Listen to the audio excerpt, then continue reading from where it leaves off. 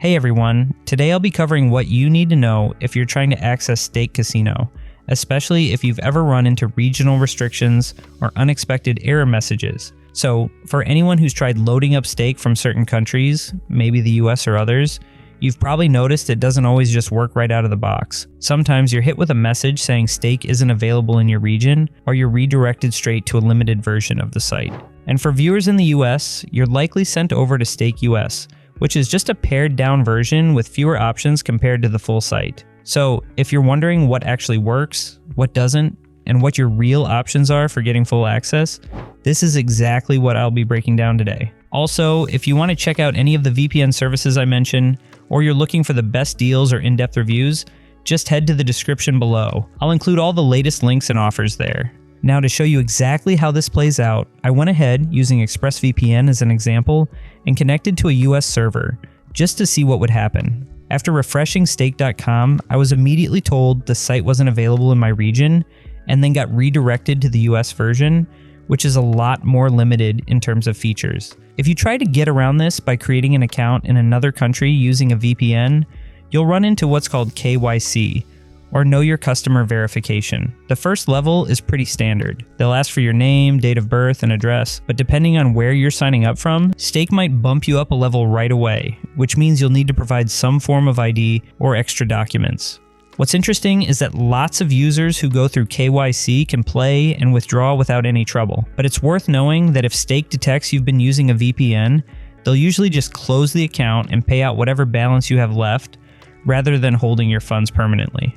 Some people say they have better success using a dedicated IP address, but there's always some risk involved, and there's a bit of speculation about how strict Stake really is with people using VPNs. So far, there haven't been any widespread reports of permanent bans for VPN users.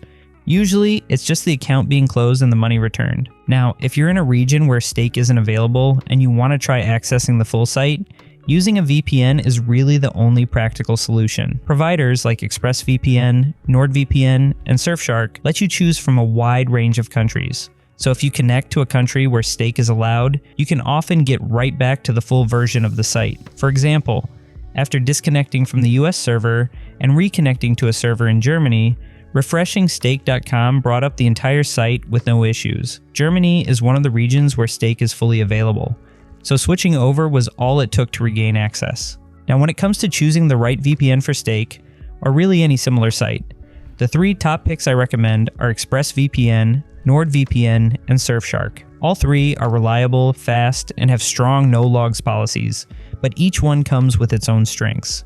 So starting off with ExpressVPN, this is usually the go-to for security and ease of use. It's been through more independent audits than any other VPN out there, and its no-logs policy has even been put to the test in real-world situations. ExpressVPN uses the Lightweight protocol, which is fully written in Rust for security, and that means you get really fast connect and disconnect times, usually under a second. There are over 3,000 servers in more than 100 countries, and you get all the essential features like a kill switch, split tunneling, and support for up to 8 devices at once. The interface is simple and designed to be as user-friendly as possible, so you don't need to mess with a bunch of settings to get started. But it still comes with some nice bonus features like ad blocking, tracker blocking, and a password manager.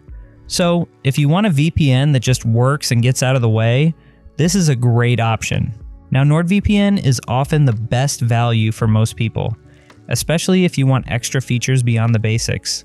It has the largest server network with over 7,800 servers in more than 160 countries, and it's consistently among the fastest VPNs because of its NordLynx protocol. NordVPN gives you more advanced options like a system-wide kill switch, app kill switch, double VPN, onion over VPN, and threat protection to block ads and malware. You also get MeshNet for private networking and dedicated servers designed for torrenting. Their no-logs policy is verified by independent audits, and you can use up to 10 devices at the same time on one subscription. And then there's Surfshark, which is the top choice for anyone on a budget. Even with a lower price, you still get strong performance and security, unlimited device connections, and a strict no-logs policy that's been independently audited. Surfshark offers 3,200 plus servers in 100 countries, and uses the WireGuard protocol for excellent speeds, especially for streaming, gaming, or torrenting. There are plenty of bonus features here too, like multi-hop, clean web for blocking ads and malware,